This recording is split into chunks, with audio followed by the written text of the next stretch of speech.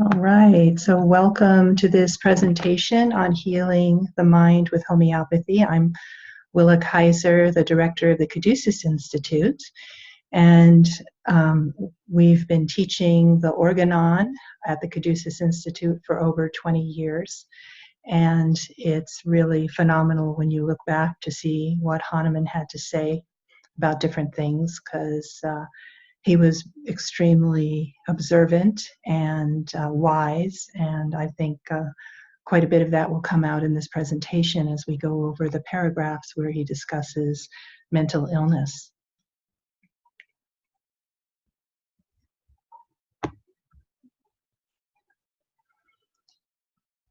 So one thing that we'll notice as we go through these paragraphs, and by the way, if you are following along, I'm basically looking at starting with paragraph 210 in the Organon. And in our program, we usually use the Quinsley edition of the Organon, but I'm actually going to be reading from this edition, Wenda Brewster O'Reilly's edition, which is a little bit more detailed. So I'm going to be starting with paragraph 210 and go through the paragraphs that address mental illness, basically, which go to paragraph 230. And I'm also going to talk a little bit about cases and a little bit about remedies, but the focus will be on the Organon. But I just wanted to mention that Hahnemann, as I had said, was way beyond his time in terms of his approach to many things, including mental illness. He had a very holistic approach in general to medicine, in that he always considered things like people's personal relationships and the foods that they were eating and the environment that they were in. He kind of called all those things hygiene. And so he always considered a person in terms of the environment that they were in, and that being very important in terms of identifying what we can call the maintaining causes of conditions, or the exciting causes, the things that in the environment that can actually bring about imbalances in health, and the maintaining causes that keep people in the same rut of being unhealthy, whether on a physical or emotional level. So the treatment of the mentally ill in the 18th century was horrific.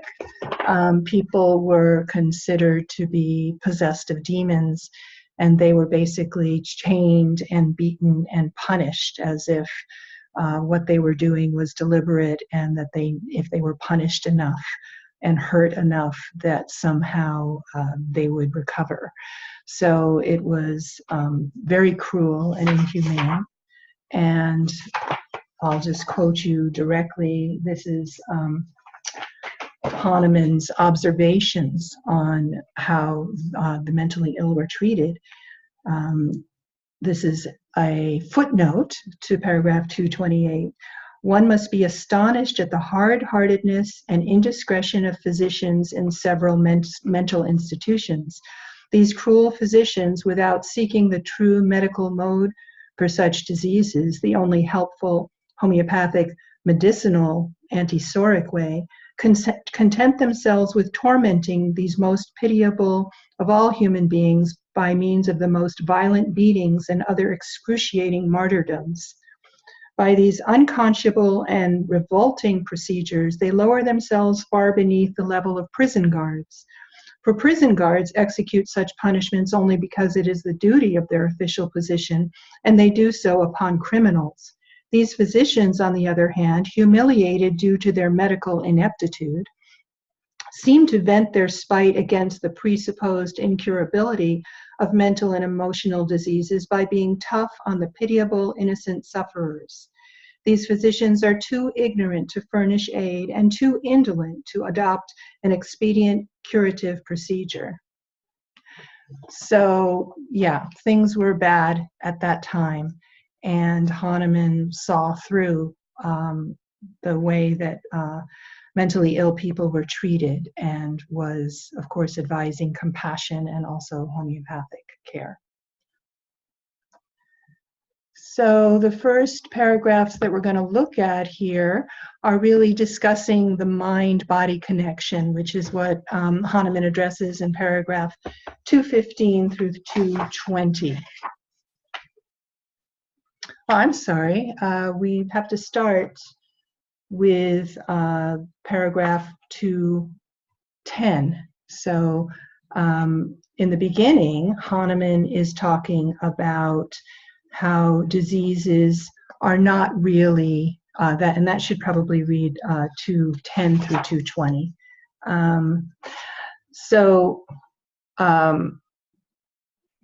Hahnemann is talking about how you cannot separate the mental state from the physical state, and how they are all one, how they are all an expression of the vital force. So, for example, at the end of paragraph 210, he's saying, in all cases of disease to be cured, the patient's emotional states should be noted as one of the most preeminent symptoms along with the symptom complex, if one wants to record a true image of the disease in order to be able to successfully cure it homeopathically.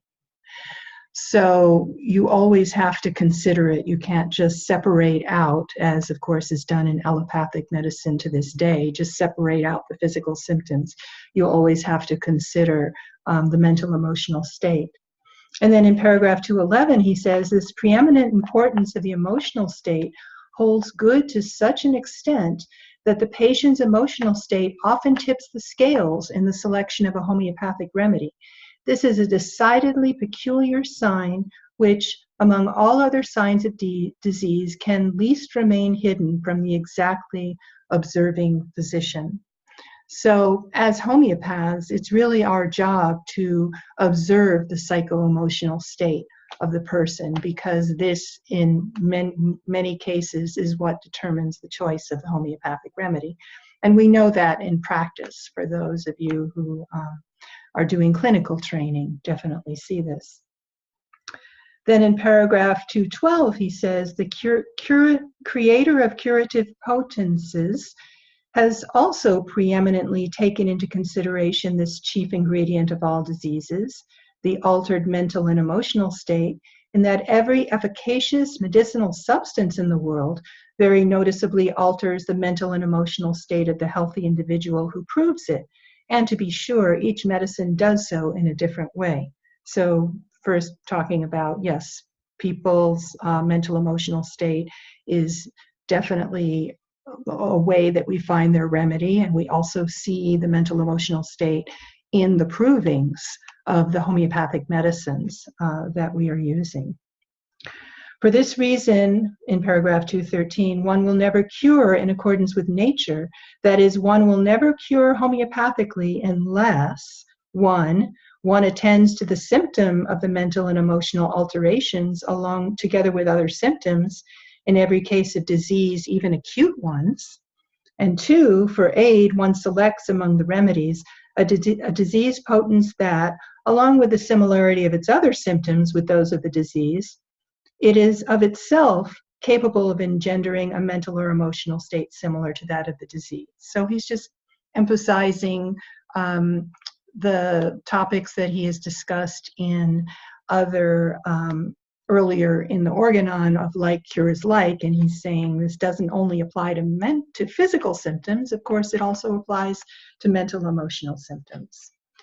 Then into paragraph 214, although he does tend to be wordy, he says, therefore, what I have to teach about the cure of mental and emotional diseases can be confined to very few remarks.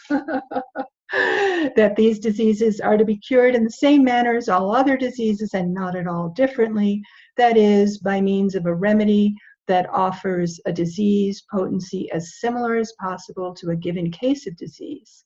So basically, like cures like, and always check out the mental emotional state of the patient, whether it is in an acute disease or a chronic disease, and that will often determine the remedy. So We'll stay on this slide for now until we get to paragraph 220. So this next section, paragraphs 215 through 220, are really interesting because they're talking about the connection between physical symptoms and mental illness. And he has a really unique take on this, which in some cases we can still see to this day. In other cases, I think because we have so many suppressive medications, medicines, that, of course, you know, Hahnemann's time was before the advent of antibiotics and steroids and antidepressants and so many medications that really interfere with what the body is trying to do. So we don't always see what he's observing here, but I do have a case that I'm going to show you that we recently saw in clinic that does actually demonstrate this. So he says in paragraph 215, almost all so-called mental and emotional diseases are nothing other than somatic diseases in which the symptom of mental and emotional mistunement that is peculiar to each disease heightens itself as the somatic symptoms diminish more rapidly or more slowly, right up to the most striking one-sidedness, until finally the disease transfers itself almost like a local malady to the invisibly subtle mental and emotional organs. So he's saying most mental emotional conditions start with some kind of acute disease that isn't resolving, and then the vital force transfers it to some kind of mental emotional disease. And then he continues in paragraph 216, the cases are not rare in which so-called somatic disease that threatens to be fatal, suppuration of the lungs, corruption of some other noble organ, or some other heated acute disease, e.g. during childbirth, etc., degenerates by rapid ascent of the hitherto emotional symptom into an insanity, a kind of melancholia, or a frenzy, thereby making all deadly peril of the somatic symptoms vanish. In the meantime, the somatic symptoms improve almost up to the point of health, or rather they decrease to such a degree that their crepuscular presence can only be discerned by the subtly observing physician who perseveres in his observation. In this way, the disease degenerates into a one-sided, as it were, local disease, in which the symptom of the emotional mistunement that was previously mild enlarges itself into the main symptom, which then, for the most part, represents the rest of the symptoms, the somatic symptoms, and palliatively allays their intensity. In a word, the maladies of the coarser bodily organs are, as it were, transferred and diverted onto the almost spiritual, mental, and emotional organs, which have never been reached and are unreachable by any dissecting scalpel. So he feels that a lot of these mental emotional diseases, and then he talks about other kinds as well, but that some actually start with some kind of physical disease that then is transferred into an imbalance on the mental emotional level. Then in paragraph 217, he says, in these maladies, the investigation of the whole complex of signs must be undertaken with care. One must carefully investigate the somatic symptoms, and preeminently, one must exactly apprehend the chief individuality, i.e. the character of the malady's chief symptom, the special, always prevailing mental and emotional state. Okay, so we have to be very, very carefully observing what the physical somatic symptoms are in a mental and emotional case. This should be done in order to find a homeopathic medicinal disease potence among the remedies known according to their pure actions that will extinguish the total disease, a remedy which in its symptom content offers not only the somatic symptoms that are present in this disease case, but which also preeminently offer the greatest possible similarity of the emotional mental state. So we need to be looking at this, and if there is a mental and emotional condition, look to see if there was a physical condition that this is now being transferred to, and what is going on that physical level, and take a good case. and get all the characteristic symptoms of the physical as well. The first depiction of these symptoms should include an exact description of all the befallments of the former so-called somatic disease before it degenerated into the one-sided heightening of the mental symptom, that is, before it degenerated into the mental and emotional disease. This will come to light in interviewing the patient's relations. So if somebody is imbalanced and maybe can't remember everything, talking to the family of the patient is often helpful, and we often do this, of course, in the cases of children or older people or anybody who's having trouble remembering things, to go back and find out what was going on right before this happened and what were the physical symptoms that came up. A comparison of these former somatic disease symptoms with the more indistinct vestiges that still remain will serve as a confirmation of the continuing concealed presence of these somatic symptoms. Even now, these somatic symptoms will put themselves forth if a lucid interval occurs and there is a temporary abatement of the mental disease. So, these symptoms will still come up. The physical symptoms, you will still be able to see them. And this is, again, before the advent of steroids and all kinds of suppressive medications that now make all of this a lot harder to do.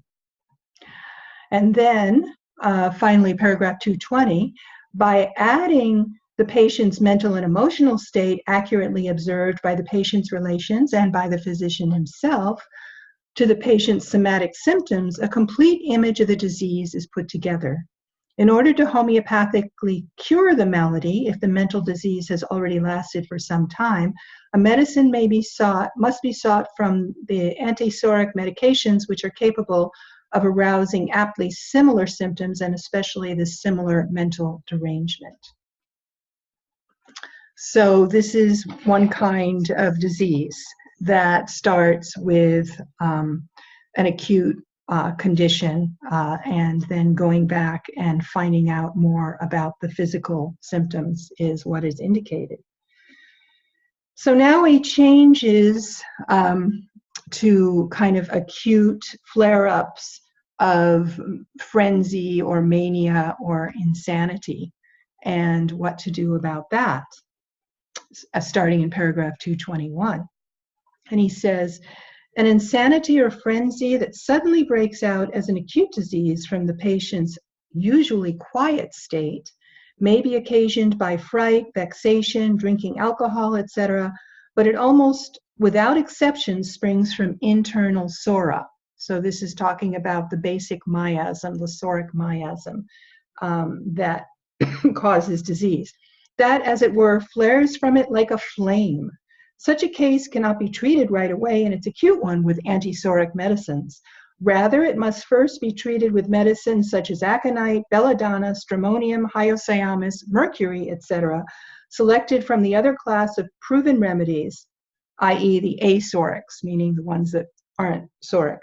These should be given in highly potentized, subtle homeopathic doses in order to dispatch the acute flare-up to such an extent that when the sora returns to its present, to its previous almost latent state, whereupon the patient appears to recover. So he is saying that sometimes an emotional condition, these days we might call it something like PTSD, triggers something outside, like an acute fright, but he even puts drinking alcohol in that state, or vexation, which is basically being stressed out, getting stressed out or scared or drinking too much, can bring up what these other remedies, which are basically in the category of mania remedies, where the brain is kind of on fire and gets into a cycle that is beyond the state that the regular antisorics can handle. That's what he's saying. And what I would add to this is what I see is that people can get stuck in these acute mania states even, and can stay in those states for decades, probably because of the way our society is now, where our nervous systems are just so overwhelmed by too many stimulations that we already tend to go into mania states very easily. And people do stay in these stages of acute fright and can need aconite, for example, for birth trauma. We've seen that in clinic. We've seen that actually work already in a client that we had in clinic, and I've seen it many times. Children who have a lot of fright and a lot of anxiety and went through some kind of birth trauma. Sometimes you can just give them aconite and they'll just relax and really come back more into their soric constitutional state, where they might need a remedy like sulfur, which is the chronic remedy to aconite, or as an example. So paragraph 222, he's talking about you have to follow up the treatment with the antisoric remedy in order to finish the cure. So he says, a patient who recovers from an acute mental and emotional disease by means of asoric medicines, not the soric medicines, should never be regarded as cured. On the contrary, once the acute outbreak has passed, the patient should be given as soon as possible a continued antisoric and possibly antisyphilitic treatment in order to entirely free him from the chronic miasm, from the sora, which is now latent again, but which is very liable to re-erupt in the form of attacks of the previous mental emotional disease. If such a treatment is given, there will be no need to fear a similar future attack, as long as the patient faithfully adheres to the dietary regimen prescribed for him. So, two important points here, of course. First of all, the importance of nutrition and health and diet and what's going on in the environment in order to maintain health. And also needing, to follow up with a deeper level, a deeper acting remedy, an antisoric, such as sulfur or lycopodium or calcarea, what we consider, some people call more of the constitutional remedies. Follow them up after the acute state. And of course, there are very well-known associations. For example, belladonna is the acute of calcarea carbonica, and aconite is the acute of sulfur. So some of these associations can be really helpful in being able to know which direction to go.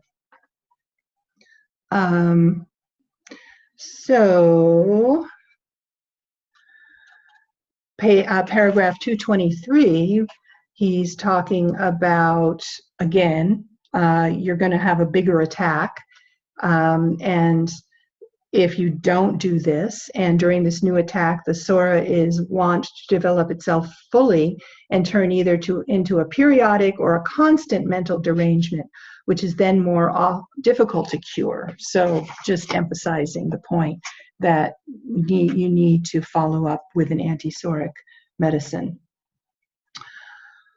All right, so now he's talking about different reasons that people go into mental illness or anxiety states. We have a lot of different terms for this, and of course there are different levels of how debilitating these conditions are. And Hahnemann really differentiates whether it's from something that is happening in the environment or if it is something based on a somatic disease.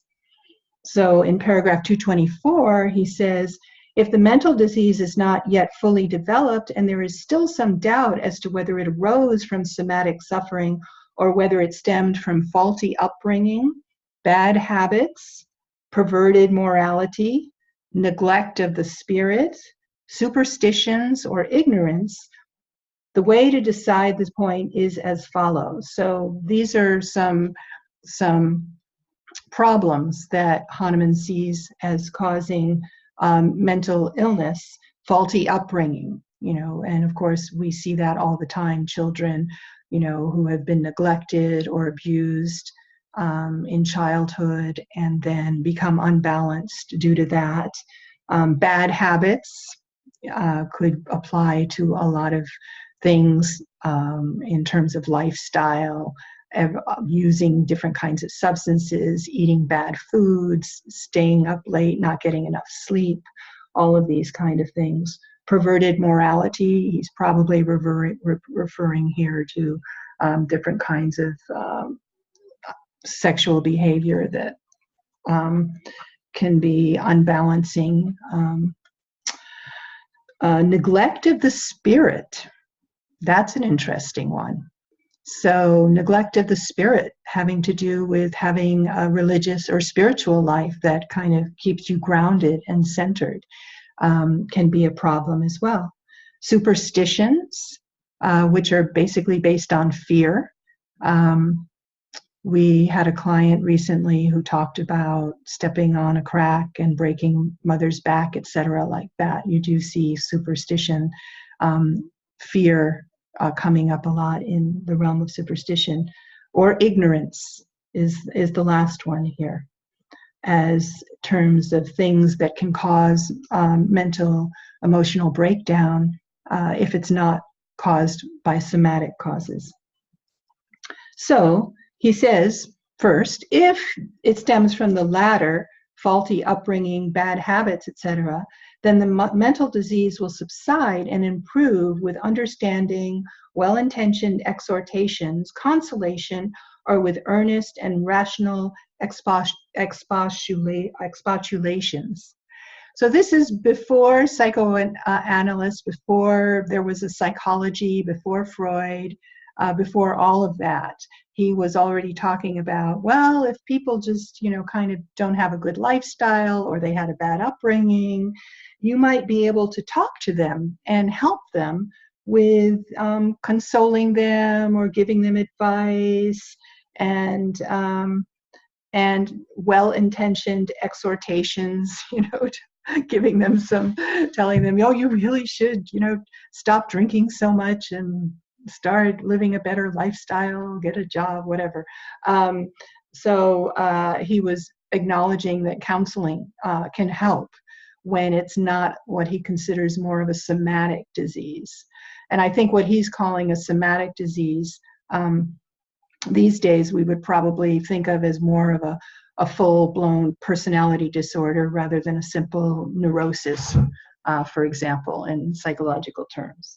So here we're talking about just somebody who's just simply neurotic, just, doesn't quite have their emotions together. But if it's a deeper level where you're talking about a real mental illness and a personality disorder, this would be the second case here. He says, if it is a mental or emotional disease that is really based on a somatic disease, it will rapidly worsen with such treatment. The melancholic patient will become still more downcast, plaintive, disconsolate, and withdrawn. Someone who is maliciously insane will become still more embittered, and senseless talk will become obviously more nonsensical. So I've worked with people with various kinds of schizophrenia and diagnosed personality disorders, and yes, they don't really want to listen most of the time, and you're not going to be able to really make a change by doing that kind of counseling. And this also does follow my experience, and I'll talk more about that in a little while. So then he talks about emotional diseases spun and maintained by the soul. By comparison, there are certainly a few emotional diseases that have not simply degenerated from somatic diseases. In these cases, the emotional disease develops in an inverse manner. With but little infirmity, it develops outward from the emotional mind due to persistent worry, mortification, which is extreme embarrassment, vexation, which is, of course, anxiety, frustration, abuse, or repeated exposure to great fear or fright. While initially there is but little infirmity, in time, emotional diseases of this kind ruin the somatic state of the health to a high degree. So this is going the other direction of being in a state where the environment, whether through abuse or stress or whatever, then the disease goes into the physical plane, and we see that probably a lot more than Hahnemann saw it in his time, because of the great stress that we are in our society, we are under in our society. So then he says, it is only these emotional diseases which were first spun and maintained by the soul that allow themselves to be rapidly transformed into well-being of the soul by psychotherapeutic means, displays of trust, friendly exhortations, reasoning with the patient, and even well-camouflaged deception. So, that would be an interesting one to consider, how to do that. With appropriate living habits, these diseases apparently also allow themselves to be transformed into well-being of the body. However, such approaches will be effective only if the emotional disease is new and has not yet deranged the somatic state all too much. So if you can catch this kind of condition, which was spun and maintained by the soul, that's such an interesting way to put it, that somehow once the environment has caused these kinds of conditions on the outside, that internally the psyche or the soul creates this condition as a response to that. And to get rid of that, sometimes you can use counseling. You can, come in and help people verbally or by deception, which I'm not sure exactly of an example for that, but Hahnemann is talking about well-camouflaged deception as a way of sometimes handling these conditions. And then in paragraph 227, these cases as well are based upon a psoric miasm, which, however, is not yet entirely near its full unfoldment. To ensure against a relapse into a similar mental disease, which can easily happen, the convalescing patient should be given a thorough anti-psoric and possibly anti-syphilitic treatment. So again, he's emphasizing the main kinds of treatment that he was doing in those days in terms of the psoric and syphilitic remedies, and coming back down to the constitutional remedies. So now he's talking about how to, in the next two paragraphs, how to deal with people who are in this state, and what are some special things to consider. He says mental and emotional diseases that arise from somatic diseases can only be cured by homeopathic medicine that is directed against the internal miasm in conjunction with carefully adapted living habits. So, and this is something, that I've seen when I've dealt, and I'll show you a case in a little while about this, when I've dealt with severe mental illness, is that the environment needs to be supportive, and Hahnemann says it himself in just a little while. And the environment needs to be a very special, created, healing environment, and it's very difficult to find in this country.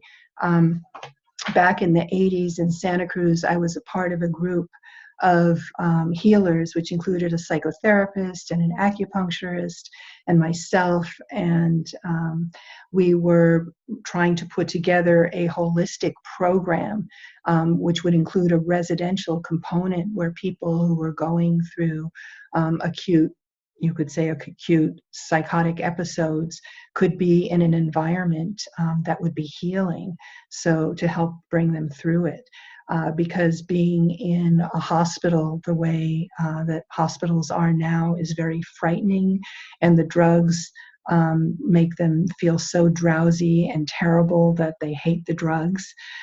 So it's a really hard situation, and unfortunately we didn't really succeed. I did get a lot, some experience, quite a bit of experience working with people in acute episodes, but we weren't really able to help them enough because we weren't able to have the correct environment for them, which he's talking about the carefully adapted living habits here.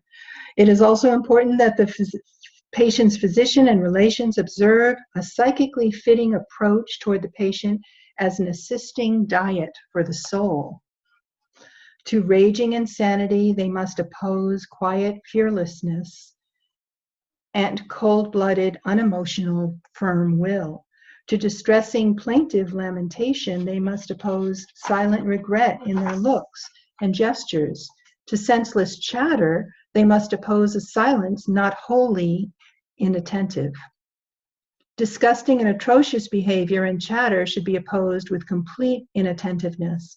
They must safeguard against property damage without reproaching the patient for this, arranging everything so that corporal punishments and torments are thoroughly abolished. This is all the more easily effected since the homeopathic administration of the medicine, being the only case in which compulsion should be justified as an excuse. The small doses of helpful medicine are never conspicuous to the taste, and therefore can be given in the patient's drink without his being aware of it, so that all compulsion becomes unnecessary. So this could be one of those deceptions that he was talking about earlier. You can put remedies in people's drinks. I've even had clients who put remedies in like people's coffee. I mean, coffee is supposed to be an antidote, but sometimes it can even work putting it in coffee. But certainly putting the remedy in water and just letting them drink it without letting them know that the remedy is there. So that's, on the other hand, the following behaviors are entirely out of place. And this is on the part of the physician, the homeopath: contradiction, eager agreements, violent reprimands, and vituperations, as well as weak, timid compliance. These are equally detrimental treatments for the spirit and the emotional mind of such patients. Above all, these patients are embittered, and their disease is worsened through scorn, deceit, and noticeable deceptions. The physician and attendants must always appear as if they credit such patients with reason. And, if you've worked with anybody in a state like this, you know that it doesn't do any good to say, no, those things you're seeing aren't real. They don't really exist, or just, opposing what the person is doing. That's not a homeopathic way. It's not a gentle way. And it just tends to agitate someone. So it's basically, he's, advocating firmness. He's advocating, getting the remedy to them, but in a way that they don't necessarily know about, because often people, especially in a paranoid state, will be afraid that they're getting poisoned, and they won't want to take things because they'll be afraid that they are poisoned. And actually, homeopathic remedies in their material states, especially the mania remedies, are often poison. So the energies are there, the poison energies are there. So the next part here, I wanted to do this, the footnote of 229, which is that the treatment of insane, raging, and melancholic patients can only be accomplished in a specifically arranged institute, not in the patient's family circle. So, as I said earlier, this is something that I've noticed myself, and this was my learning experience back in the 90s, working with people who were in acute episodes. You really need to have the right environment, and it's so sad that we don't have it in this country, that there really isn't a way that you can bring somebody into a gentle environment where you can administer gentle, holistic methods like acupuncture and homeopathy and counseling. And I mean, just imagine what that would be like if you were able to do that, because people can do much, much better if you can manage the outer environment and continue to give them the right kind of input. I also just wanted to mention sometimes the way that these situations are treated could determine whether a person is having a breakdown or a breakthrough. Because if you've ever talked to somebody who's having a psychotic break, you'll notice that their experiences are very similar to spiritual experiences. They sometimes are feeling, the famous being in communication with God or getting messages from the divine or being one with different kinds of natural surroundings. They have often people have experiences that are very similar to the experiences of visionaries or prophets or saints. So what is the difference? Basically, when someone is in a breakdown, they can't handle the experience that they're having, and especially because the environment outside is not supportive of them going through the experience. So there was at one point the Spiritual Emergence Network. They're not very active right now, but really trying to redefine the kinds of experiences that people have and helping them with remedies and also an environment that's so important. And I don't know the solution to this right now because it's very scary, as I said, for people who are going through these kinds of breaks from conventional reality to be put into these hospital environments and given these drugs that just dull everything and suppress the situation. And I've had clients describe to me what it's like to go, to be hospitalized, and it's just excruciating. And to be able to deal more the way Hahnemann suggests, to be able to deal with people in a more gentle way and to help them through their experience would be so wonderful. I wish we had that. So now I'm just going to talk a little bit about the situation for all of us in today's society. I think we're all more susceptible to acute states of mania these days because we are on neural overload. Our nervous systems just take in way more information than we were designed to do.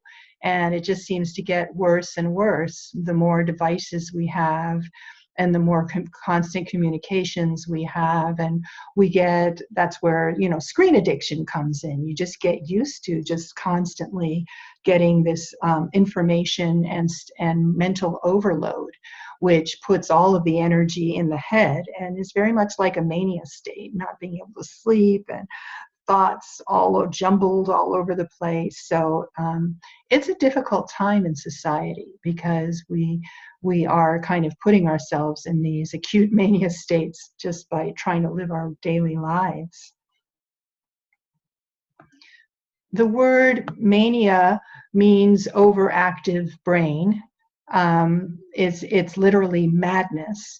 And that energy, I think we can all relate to that buzzy energy in our heads that happen where there's just too much going on, too many brain cells, too many synapses are firing in the brain and start feeling buzzy.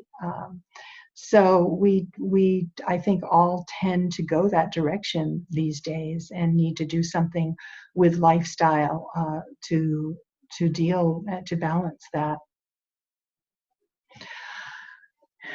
In my practice over the years, I found it extremely gratifying to treat young children and teenagers who seem to be going into some of these acute manic states. And when homeopathy is given at that moment, it can be so helpful. For example, sometimes teenage girls, if there's been a history of sexual abuse, as they become teenagers, they may start acting out sexually. And then at that point, treating them earlier, of course, is better. But sometimes parents are bringing their kids in as teenagers because that's when they're starting to cause trouble, and that's when they get worried. And then a remedy like platina or hyoscyamus can just do amazing, amazing work and just really transform. As people get older and more set in their ways, just as Hahnemann said, it can be more difficult to treat.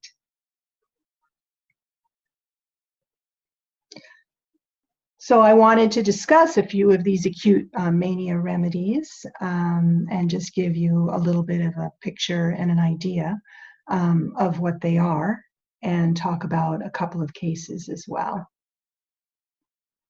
So veratrum album is really the quintessential mania remedy in the way that it is really about a mind that has gone into being too on fire, let's say. One of my teachers, Jeremy Scher, calls veratrum album sulfur to the nth degree. So basically, it's having a mind that just is going too far in too many mental directions. And another thing that was pointed out by another teacher that I had is the V shape of V for veratrum is really kind of about channeling energies down into your head. And veratrums often feel like they have a special communication going on with God, or however they perceive the divine. And this is the classic, person out on the streets who's, shouting, you need to be saved, I'm Jesus Christ, or that sort of thing. So there's a lot of religious delirium and religious mania. But then there's also the whole physical side to veratrum. And this is where it gets really interesting, because veratrum is one of the main remedies for cholera and iciness and coldness and chilliness and vomiting. And so people that have really terrible digestive problems, especially when they involve chilliness and diarrhea. So I'm reading from Kent now, Kent's Materia Medica. He says, full of despair and hopelessness with approaching insanity.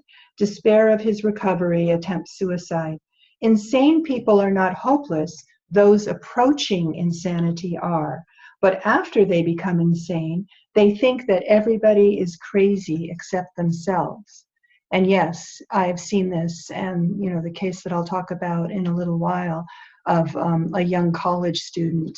At first, there's just a ton of anxiety that comes up, and really feeling very cut off, and really scared of what they're starting to experience and not wanting to experience what they're experiencing. But then once they're in a full-blown state, then it's like they are the chosen ones and everybody else is nuts because they don't get it. Those bowed down by great grief and despair are likely to go into a state of violent mania. Veratrum carries them through the state of despair. Melancholia, head hangs down, sits brooding in silence. Young girls go on for years with menstrual difficulties, and preceding each menstrual nisus is a state of despair, never smiles, the world seems blue, everything is dark. These are preparing for a marked state of insanity. Veratrum is a remedy that would keep many women out of the insane asylum, especially those with uterine troubles. Girls at puberty suffer with dysmenorrhea, which are, cramps, pain, hysterical mental states, diarrhea, and vomiting. During the menses, they become cold as death, lips blue, extremities cold and blue, dreadful pain, sensation of sinking, mania to kiss everybody, hysteria with coldness at the menstrual period, copious sweat, vomiting and diarrhea, etc. So it's got these two sides, and sometimes the physical side does precede the mental side. But I've seen many cases of teenage girls needing Veratrum album.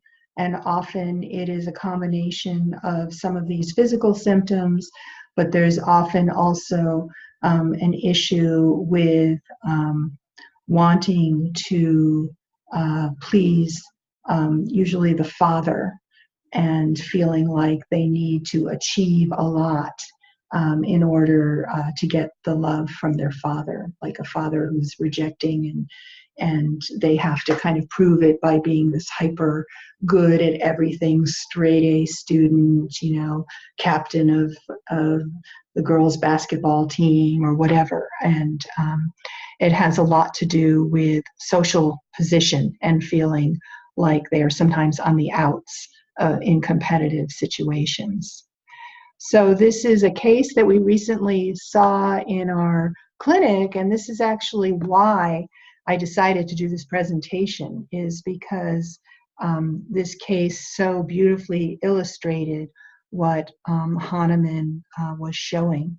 And this case is a young girl who actually is right on that border where she's been having these symptoms that I put in clipboard too. She has, you know, this very copious diarrhea every time she eats. And when she gets this diarrhea, she's all sweaty, she's bending over double. And the main complaint that she came in with was the fact that she keeps losing weight. She's emaciated. So it's a case of IBS, irritable bowel syndrome, that is very bad and has this just extreme diarrhea after every meal, even having to interrupt a meal to go use the bathroom. And in addition to that, she has these other symptoms, which are Veratrum symptoms. She doesn't like to be touched. She said, I don't like to be touched. She had things that happened to her in childhood that frightened her. So we used ailments from fright. She was particularly scared of her mother. She had horrible sleep because her mind just won't turn off. So we used the rubric sleepless from activity of thoughts. And the singing was interesting because she talked about how everybody thought she was weird when she was young because she would just break out in show tunes. And she also, one of her favorite things to do was to be in choir. So she liked to sing. And the main thing here, which is a keynote of Veratrum, is this despair of social position, always feeling like there are these cliques that are going on, and she's always on the outside of these cliques, and this real sense of kind of just being on her own. And this case really scared me because of the other cases that I've seen where this kind of situation has really devolved into schizophrenia, where a person, the beginning stages from the way that I've seen it evolve, is in the beginning stages, the person just kind of feels uneasy, but especially uneasy around people, and just has these kind of confusions about relating to people, and starts to cut themselves off, but not really being able to explain. It's like the mind isn't working right. And so there are kind of these twisted, strange explanations for why you can't talk to your mother, why you can't talk to your father, why you can't talk to your classmates, but just this general cutting off of all other kinds of communication. And then slowly this inner reality starts to develop of this direct communication with some other being, or with God, or however they see it. So it gets more and more cut off. And yeah, I've seen this, and I've seen homeopathy reverse it. So that's why I'm saying it's just so great to treat teenagers and kids. I've also treated young children who were either very, very cut off or hypersexualized, and parents being worried because there's some kind of history, family history, in these directions, and seen those kids get a lot better. So I know homeopathy can help, and I know it gets harder as you get older, and certainly it gets harder as these days so many different medications are prescribed. It used to be, one antipsychotic or one antidepressant. Now, they kind of pile on whole cocktails of drugs, and I think it's getting harder and harder to treat. So anacardium is a remedy that can come up when there has been a history of abuse, and especially if the abuse has been perpetrated by somebody who should actually be caring for that person. I mean, if you take the example, one really poignant example that one of my teachers gave me explaining anacardium is if you take a dog, if you think of a dog and the owner beats the dog, but the owner also feeds the dog. So there's this terrible, terrible dichotomy, this terrible split that happens inside somebody who needs anacardium. The delusion, the famous delusion of anacardium, is a devil on one shoulder and an angel on the other, because the person is so split. At the same time, they're totally dependent on that person. They want to love that person. At the same time, they just hate that person because there's so much cruelty there.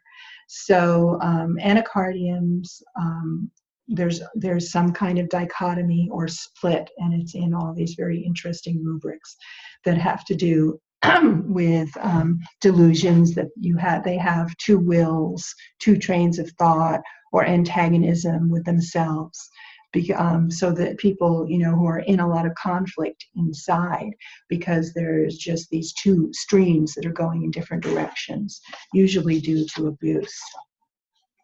And sometimes there is a desire to curse or to swear. There can be cruelty to animals or to other people. And there could be kind of this blunt sensation or a band around certain parts of the body. So I've seen, again, anacardium do wonders in these kind of situations. And there's also often memory loss and extremely low self-esteem.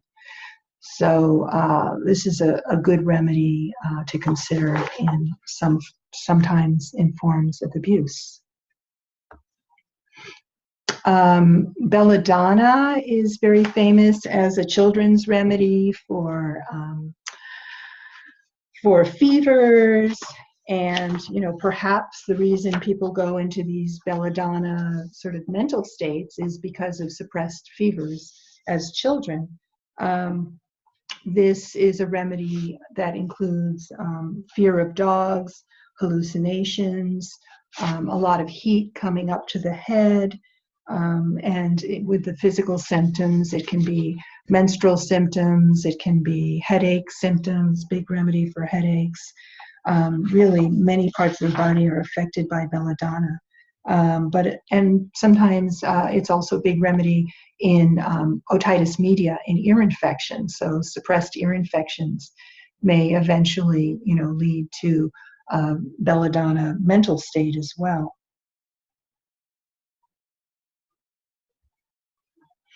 Hyoscyamus is a remedy that you see a lot come up in teenagers because it is a mania remedy similar to belladonna and stramonium, but hyoscyamus has a whole side of it that is really in the sexual arena.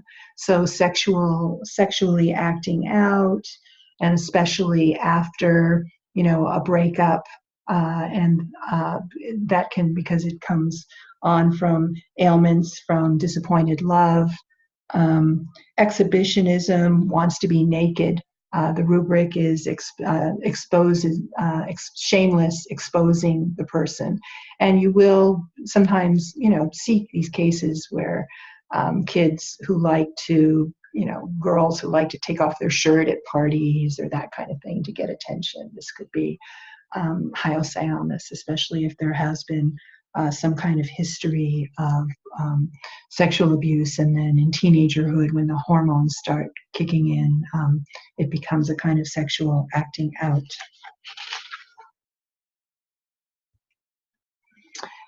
And one of my, I guess we're not supposed to have favorite remedies as homeopaths, but stramonium is one of my favorites just because I've seen it do such amazing things. And stramonium is an intense fright remedy, um, and fear of the dark, fear of dogs, all kinds of fears. It's a great remedy in night terrors for children, almost a specific. I've seen it handles so many cases of young kids who wake up in the middle of the night screaming and don't recognize anyone, and they're just in this kind of fear state. Stramonium will fix that. I've just seen it happen again and again. Sometimes the dream life is there's lots of nightmares, and they're really vivid, and they're afraid to go to sleep. You know, all of that really can indicate stramonium. Children might stammer if they need this remedy. They may have been through a frightening experience, and this that would bring this on, either something that happened at birth or something that happened in early childhood.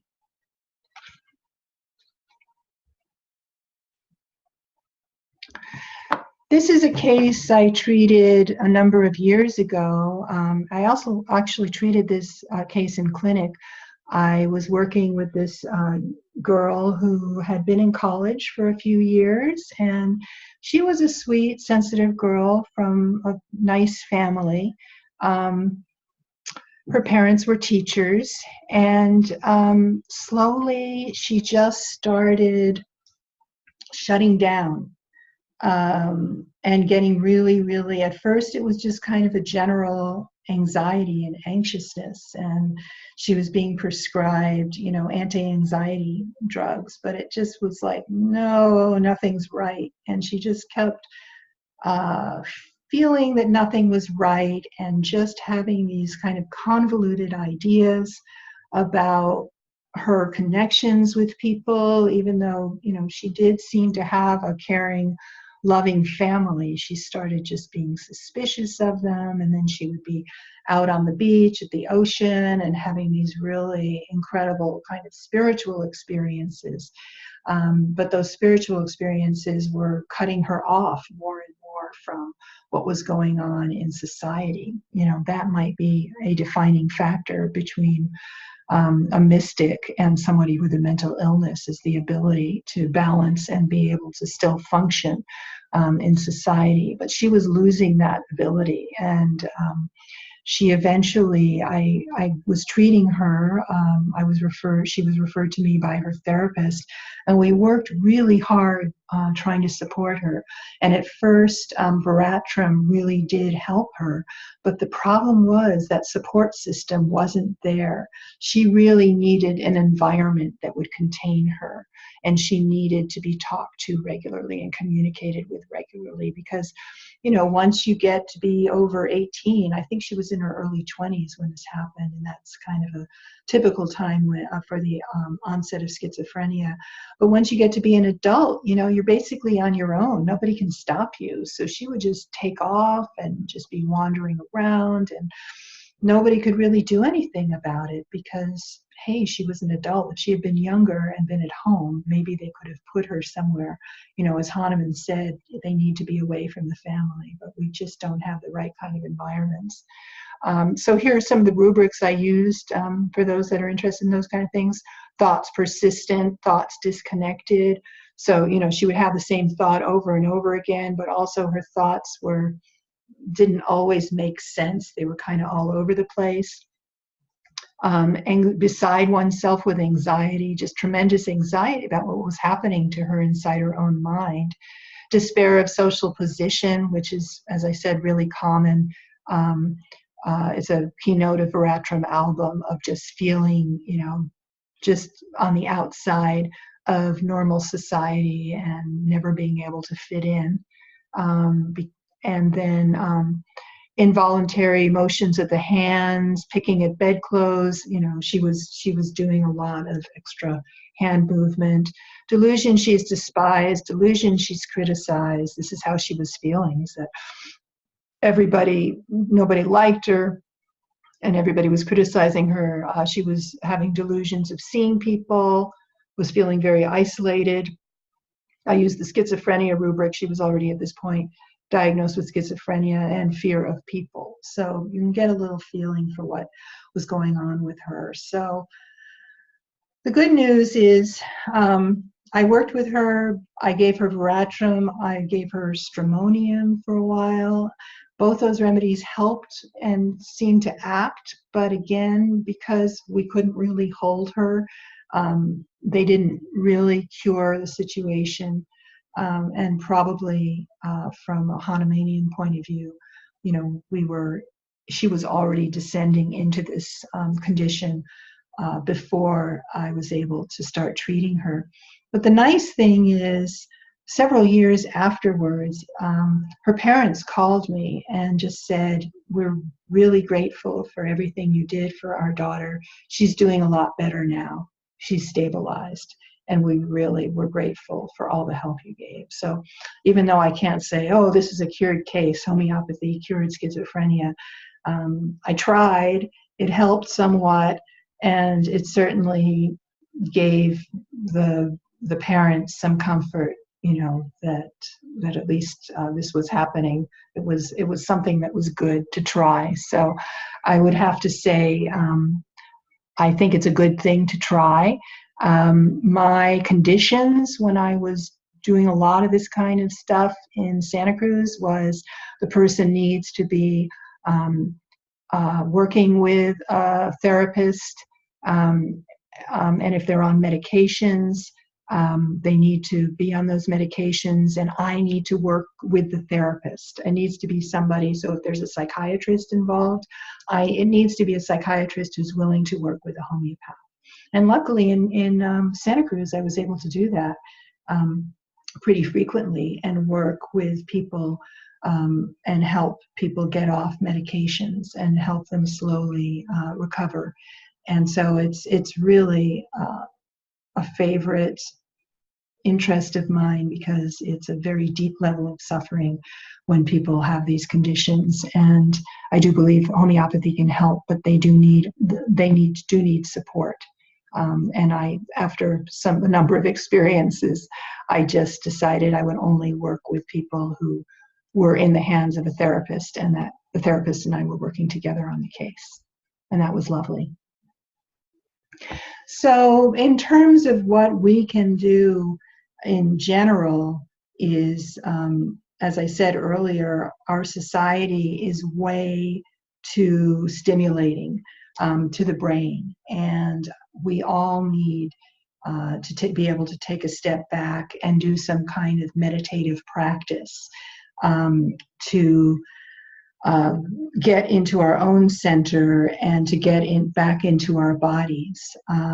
This is one of the reasons I teach the Vitalism program, is because in order to be a healer or just to be have your own sense of balance, you need some kind of mind training. And there are, of course, many kinds of meditation techniques and mind trainings, but the fact that our society is so all over the place and there's really no system in place to come back into a more balanced state of consciousness, where the mind, we're able to observe our thoughts rather than just react to our thoughts.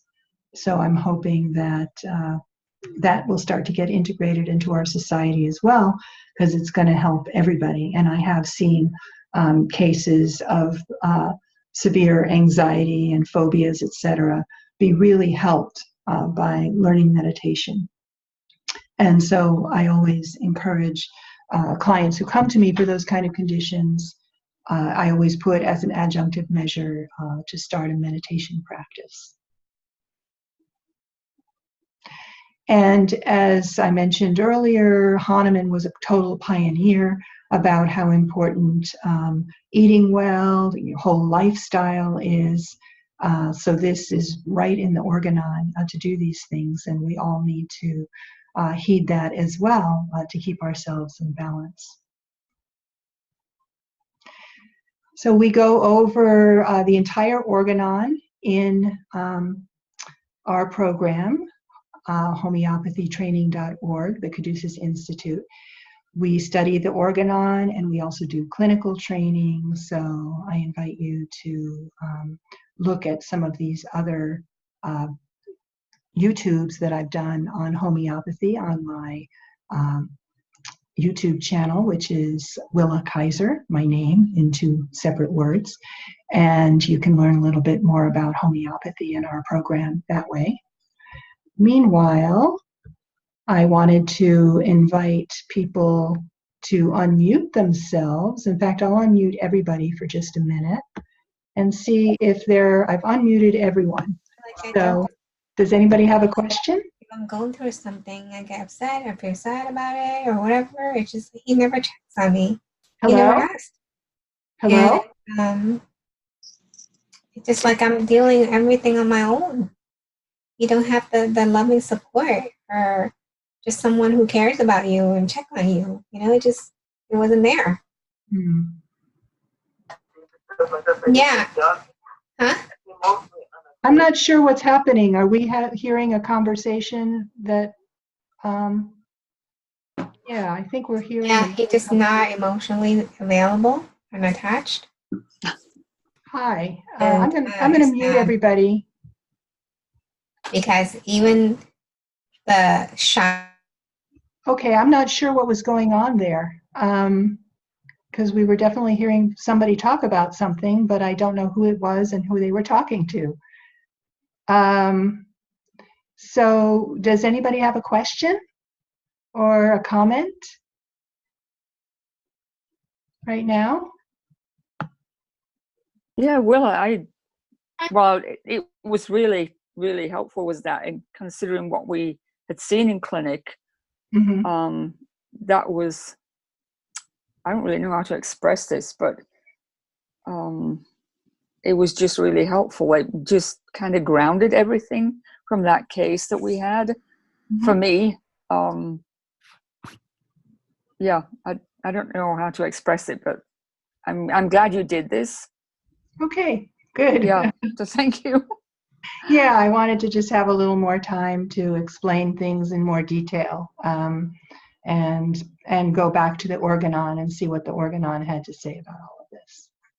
Okay, so anybody else have anything to say? You're welcome to unmute yourself, little microphone on the bottom left, if you do have a comment. All right, well, thank you. Yes, somebody there? I just wanted to say that, well, first of all, this all hits really close to home for me because growing up in my family, it was almost like growing up inside of a mental hospital. It runs through our family very incessantly, and I've just seen so much of it up close and personal. And that's kind of what brought me to homeopathy. Was my mom is bipolar, and all my life I've wished there was a place that she could go to get the right kind of help. Mm. And having that environment, I mean, she's been in and out of mental institutions her whole life. Mm. And knowing that the care was just not sufficient to bring someone to healing. Mm. So all of those things you mentioned, that's been my vision forever, to have facilities like that, mm-hmm. That could actually help these people heal. So yeah. Just to know that somebody out there had the same vision is helpful to hear. Yeah. Yeah, we tried. We really tried. I bet. Yeah, and at a time when it was a little easier to try. Things right. were not quite so crazy, especially right. in a place like Santa Cruz. I mean, the prices of houses were still high, but not insane. And I mean, everything's just worse now than it was back in the 90s for trying to put something like this together. Yeah. Much harder. Needed right now. Yeah. I mean, it just, yeah. Yeah, it's needed more, and it seems, at least to me, but then again, I've already tried. Somebody who's younger and has enthusiasm and has connections hopefully could try again, and do something. But anyway, yeah, I know it's a painful situation, And it's nice to go back and look and see what Hahnemann said and see how perceptive he was. Yeah. Yep. Yeah. Definitely. Yeah. Okay, thank you. Yeah.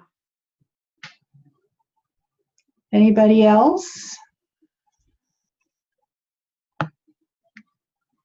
All right. Well, thank you all for joining us. And as I said, feel free to check out the website and my YouTube channel, and maybe we can come up with some ideas as to ways, networks, and things like that. We do have the Homeopathy Compassion Network, which is about outreach, and maybe through that we might be able to do something to work together to support people that are going through these kinds of crises.